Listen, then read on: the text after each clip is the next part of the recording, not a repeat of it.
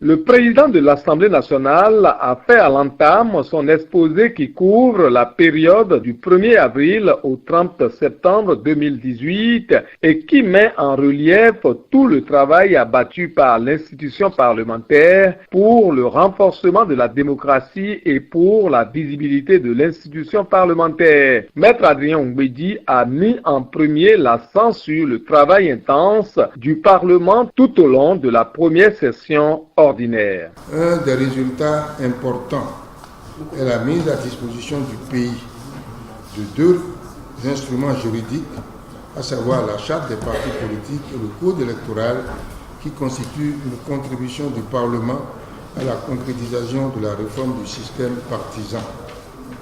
Ceci a suscité une effervescence de la classe politique avec la création et le regroupement de partis politiques qui témoigne de la vivacité et du dynamisme de la démocratie béninoise. Le premier responsable du Parlement béninois a aussi noté l'engagement des pouvoirs publics à lutter contre l'impunité.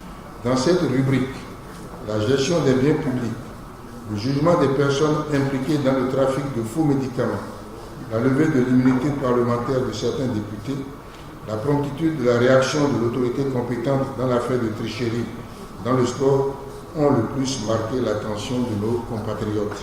La période du 1er avril au 30 septembre 2018, outre les nombreuses lois votées au Parlement, entre autres le Code électoral et la charte des partis politiques, cette période a enregistré le rejet par les députés de la proposition de loi sur la révision de la Constitution.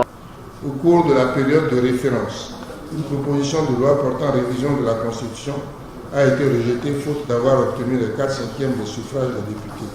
Cette proposition est relative à la création de la Cour des comptes, l'amélioration de la représentation des femmes au Parlement dans les conseils communaux et municipaux, l'alignement des élections et la suppression de la peine de mort. Les députés tant de l'opposition que de la majorité parlementaire ont exprimé leur satisfaction par rapport à l'évolution de l'institution parlementaire. D'autres ont marqué leurs regrets et ont invité le président de l'Assemblée nationale à plus d'actions en faveur de la réelle démocratie.